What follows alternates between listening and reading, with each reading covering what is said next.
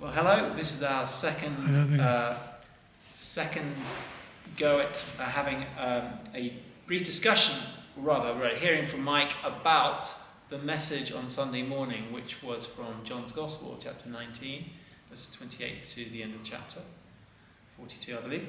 And it was just 38. 38. 38 to 42. Yeah, short passage. Short passage, yeah. Mike, how important is Jesus' death? There are just a small number of verses there. Could you kind of help us to know why we should really keep hold of Jesus' death and what aspects we should really keep hold of? Yeah, I mean, Jesus' death is totally central to everything. And that's, we thought last week about how his death is central to John's Gospel. It's central to John's Gospel because it is central to God's plan for the history of the world. So it is where his plan centres. If you saw last week's video, you remember there, Jesus, just before he died, cries out, "It is finished," meaning he's done everything that God wanted him to do, but also that all God's purposes are fulfilled for the world in the death of Jesus. At least the seed of them. Yeah. He's got more to do, but it's all bought by the blood of Jesus. And so this week, we weren't looking at the death of Jesus, but we were looking at the burial of Jesus. And that obviously goes along with his death. He died and was buried. His death wasn't a sort of a momentary thing that lasted a second. He was in the tomb for 3 days. And so, yeah, that's part of why we took time to look at that, and we looked at the physical reality of it and how it's really important apologetically what happened in terms of Jesus' burial. It's extraordinarily unusual for someone who's been crucified to be allowed not to be thrown in the common grave, but to be given the honour of a proper Jewish burial in a tomb through the generosity of Joseph of Arimathea. But his generosity meant that people knew where he was buried and could visit the tomb. And it also meant that knowing where he's buried meant that the Jewish leaders were nervous that the disciples might steal the body and say he was raised, as they got Pilate to put a guard there. We don't read that in John's Gospel, we read it elsewhere. But it means that when the tomb was empty on that first Easter morning, no one disagreed that that was the tomb where Jesus had been buried. So everyone has to have some explanation for the empty tomb. So that's sort of physically partly why it's significant. But there's, John, as he always does, writes things in such a way that he's not just sharing the facts, he's sharing them in such a way that we see some of the significance of those facts as well. Yeah. And you mentioned that along with the burial, there were 35 kilograms in measurements of spice, myrrh, and aloes, and the tremendous value of this. I mean, how do we know that you as a preacher you're looking at that? Yeah.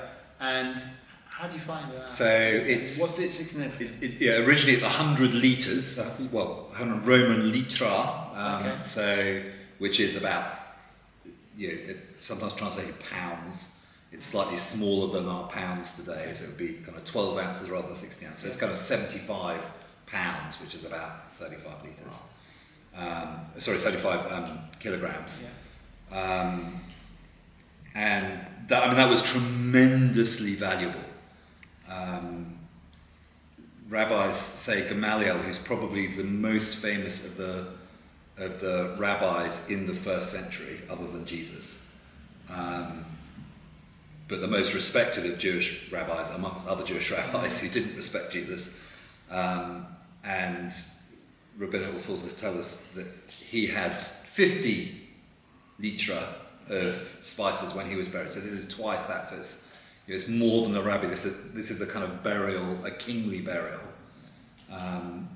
that seems to be provided by Nicodemus in verse 39, Nicodemus brought a mixture of myrrh and aloes, about 35 kilograms. Which is amazing, really, isn't it? Considering we met Nicodemus a couple of times before. We met him in chapter 3 where he was sneaking about in the dark. He's willing to speak up for Jesus a little later when he says, I think it's the end of chapter 8, end of chapter 7, where he said, look, we don't listen to... I'm not going to misquote Nicodemus. 50. Nicodemus, who had gone to Jesus earlier and who was one of their own number, in other words, one of the Pharisees, asked, does our law condemn a man without first hearing him to find out what he has been doing? And they replied, are you from Galilee too? Look into it and you'll find that a prophet does not come out of Galilee. They're being very sarcastic there. Look into it was exactly the same phrase that Jesus had used back in chapter 5 when he'd said, you look into the scriptures because you think that by them you'll find life, but these are the scriptures that testify about me. And so he's saying you need to look into the scriptures, and they're saying, John loves double irony, so they are trying to be ironic with Nicodemus. You look into it, and you'll find the prophet doesn't come out of Galilee, but the irony bites back onto them because he does come from Galilee, and it's prophesied that the great light will come from Galilee. Isaiah chapter 9, exactly. The people walking in darkness have seen a great light, just after he said Galilee of the Gentiles. So, and then straight after that, Jesus declares himself to be the light of the world. And so you've got this interplay between light and darkness with Nicodemus. Nicodemus arrives and meets Jesus in the dark at night in chapter 3. In chapter 7, there's this conversation about whether the prophet comes out of Galilee. And yes, he does, because he's the light of the world. And now Nicodemus is willing to give what would have been more than, it would have been life savings for a rich man. It would have been a life's earnings for a sort of manual labourer. Earlier we read of Mary being castigated by Judas for spilling 1 litre of nard on Jesus. Here's 100 times that. Slightly less expensive spices, but not far off, not orders of magnitude different. Yeah. So he's really come out into the light in a sense. Exactly. And just at the moment of deepest darkness. Yeah. So this is a time where Jesus has died and is being buried, and yet this person who would not honour Jesus with his presence during daytime bestows this incredible honour on Jesus. Of embalming his body with these absurdly expensive spices. And looking at both Nicodemus and Joseph of Arimathea here, I want to ask you a question. Is it okay to be a secret disciple? Now, the question is whether even Nicodemus was a secret disciple here, but Joseph clearly at some point was, and he's maybe coming out to the open. But could you address that question? Because some people will be in really, really difficult situations where they could get killed. And, when...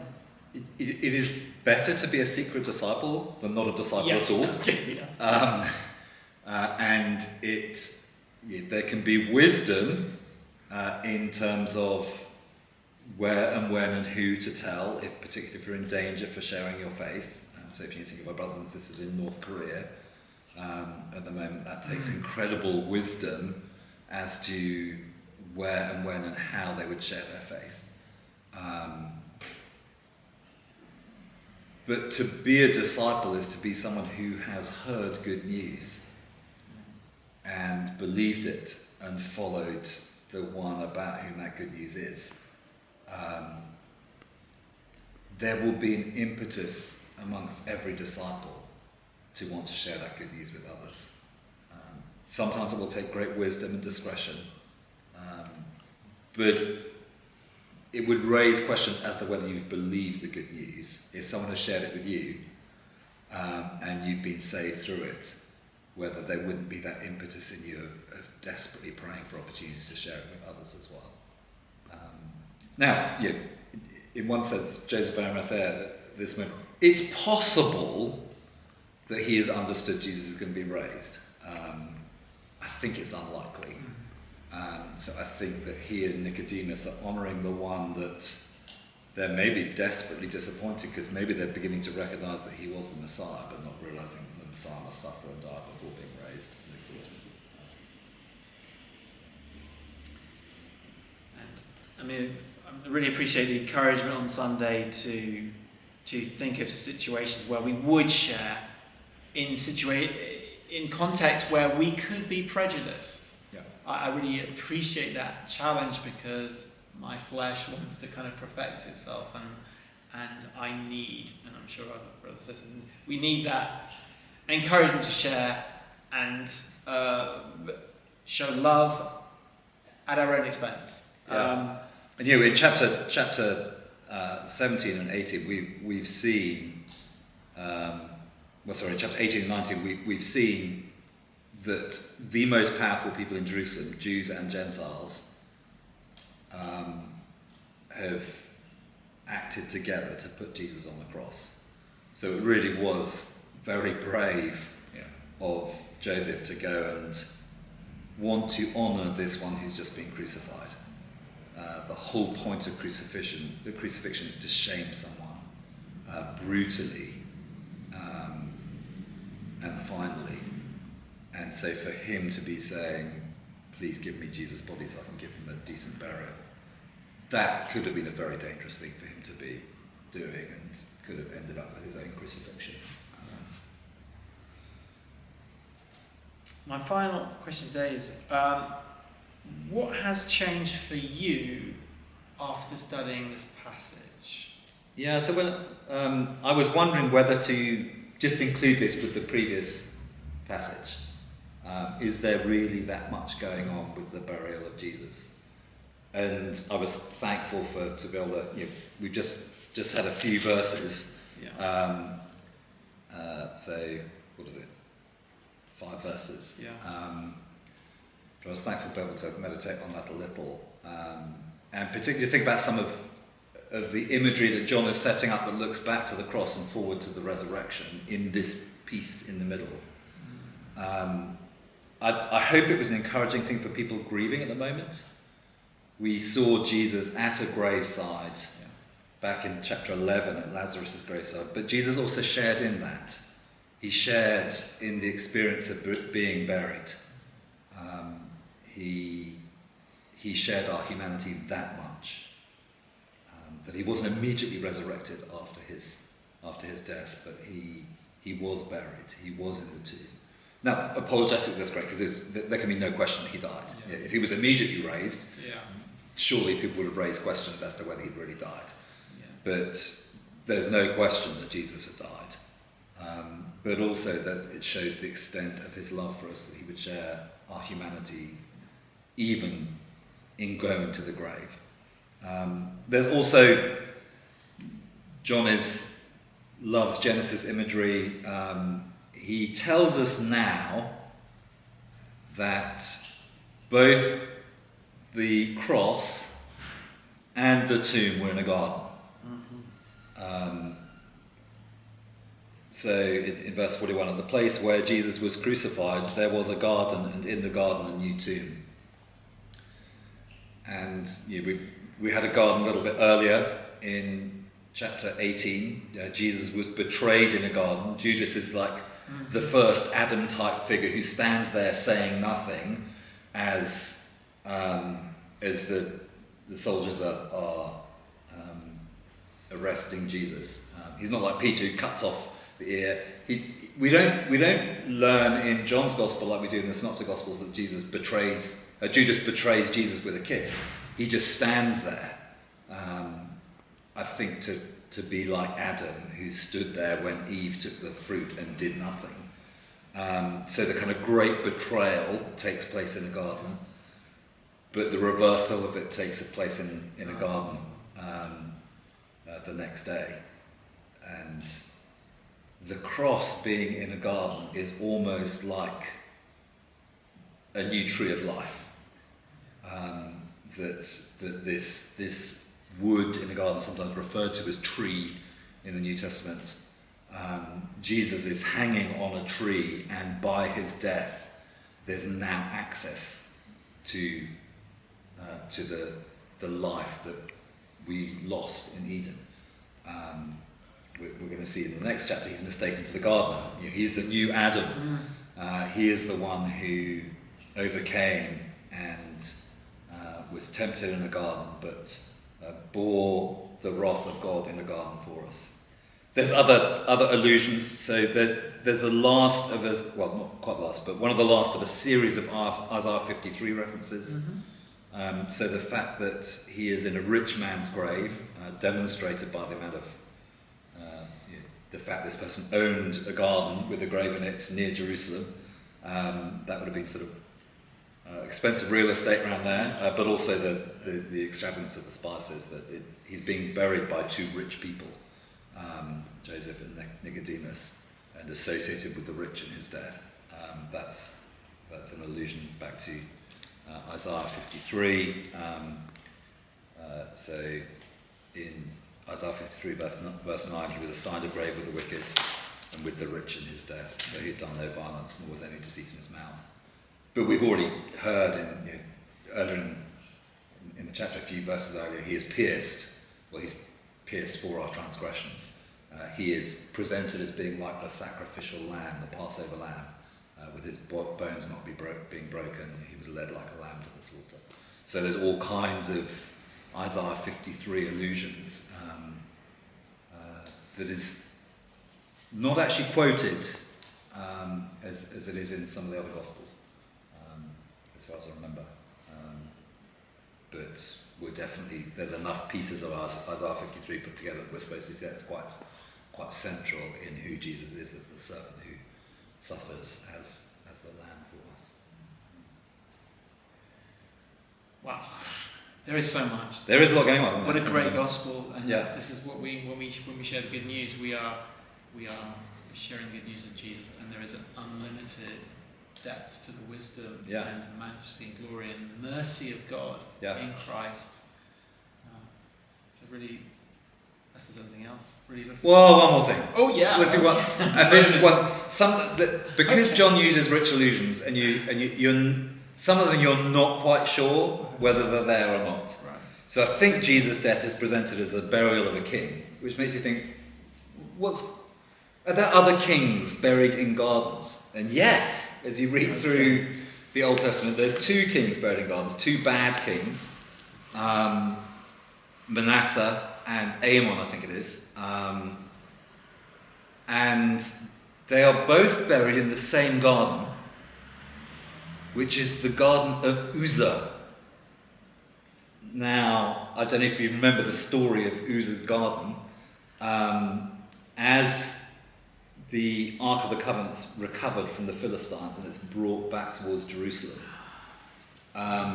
it's about to topple. And someone steadies it and immediately dies. The ark stays there for a while, but then there's great blessing to, I think it's Uzzah, who dies. So it's Uzzah who dies. Uzzah dies, Thank you. And it's the other chap who gets blessed for 3 months. That's it. Yeah. But this is the place where the Ark of the Covenant has caused death. And the Ark of the Covenant is designed. Look, here it is. This is actually, as it happens. This Sunday, our primary school kids were studying the Ark of the Covenant. Here's a picture of it, and it's got poles on it so that you don't touch it, because if it's about to topple and you do touch it, then you might die. And it signifies the presence of God. It's designed to remind you of Eden. So God is said to live in the atonement cover between these two angels, just as two cherubim barred the way for the entrance to Eden, so that man could not return back into the presence of God. And so the Ark of the Covenant was God's presence, but it was also a presence that brought death if you got too close. And now, in a garden, I'd like to think it's that garden. Okay. The Lord knows, Okay. but maybe there's allusions to it, that a king being buried in a garden reminds us of this garden where the presence of God had meant death. But now, Jesus, the new temple in John 2, who tabernacles with us, through his death brings about entrance into the presence of God. So the Synoptic Gospels make the point much more explicitly with the temple curtain being torn in two. But I wonder whether there's this illusion. I wonder when we get to the next chapter, we see two angels standing where Jesus' head and foot were. That makes us think maybe Jesus is the real atonement cover, the place between the cherubim where God's wrath is absorbed so that his mercy can be poured out into us. Well, a food for thought, and I think you'll be looking out into those passages. So that garden, the garden where Jesus was buried, could have been the place where Uzzah had put his hand. Maybe or it's just outside Jerusalem. But maybe even if it's not the same garden, a garden where God is present and brings life is the opposite to the Garden of Eden, where death came into the world, and maybe that garden where kings were buried is a reminder that death still reigned from Adam until Jesus, and it's only by his death that life comes. So death is now defeated, but we're still experiencing the physical death, but through Jesus we can experience that life and have hope and share this message. So, Amen. Thanks so much. Great pleasure. Thank you.